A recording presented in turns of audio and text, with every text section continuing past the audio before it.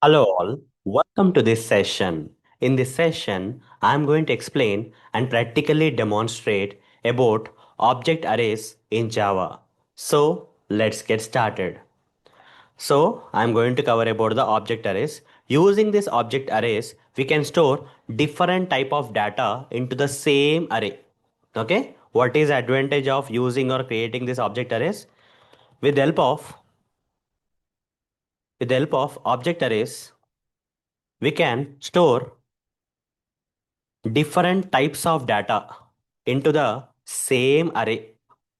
By default, normal arrays cannot store different types of data.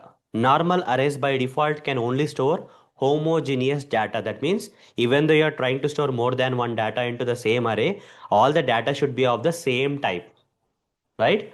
That is normal arrays. But if you want to overcome that disadvantage of the arrays, you have to go with the object arrays. So let's understand this object arrays and how the object arrays will allow you to store different types of data into the same array. For that, in one of the previous session, I covered what is an object. Object is a root class of all the classes in Java. Object is a root class of all the classes in Java, including including integer class, byte class, short class, okay, long class, float class, double class, character class, and Boolean class, including. Okay. So root class in Java is a predefined class of all the user defined and predefined classes in Java, including this predefined classes like integer, byte, short, long, float, double, character, and Boolean. Right? So who is the parent of all these wrapper classes in Java? Object is the parent of all these wrapper classes, whether it may be integer wrapper class or byte wrapper class or short wrapper class, long wrapper class, float wrapper class, double wrapper class, character or boolean wrapper class. Who is the parent? Object is the parent class, right? Now using this concept, we can store data of different types into the same array. Let me demonstrate this practically, guys. For that, I'll switch to this Eclipse IDE. Here I'm going to create a new class. I'll just name this class as demo 8. With main method I'm going to create. Now initially, I want to create an integer array. Integer array AR is equal to, I need to store only the homogeneous data. Okay, that is 15, 3, 4, 8, 2, 6, like that. Homogeneous, that means data which is of the same type can be stored into the single array by default. Whether, even though if I convert this int into integer also same thing. Same thing. I cannot store other type of data here. If I try to store string data here, immediately I'm going to get an error. You see? It will not accept. Even though it is a wrapper class also. I converted the primitive type of array into the wrapper class type of array. Still the same problem. The problem is not solved. Okay? What if I want to store 6.3? Not possible. What if I want to store some boolean value? Not possible. What if I want to store this single character? Okay, not getting possible. All the other types of data cannot be stored here. Only integer data can be stored into this integer wrapper class array. If I convert this integer into double wrapper class. Okay, if I convert this integer into double wrapper class, only the 6.3 can be stored into this. If I convert that into boolean wrapper class, only this boolean value can be stored. Remaining all are giving the errors. If I convert this into character wrapper class, only the character can be stored. Character and some numbers can be stored. Remaining all are giving the errors. Right? So this is what is a problem, guys. This is what is a problem. Instead of converting into different wrapper class for different types of data that are there, okay, in the single array, I am trying to store different types of data into the same array. Okay, different types of data I would like to store into same array. For that, integer wrapper class is not helping.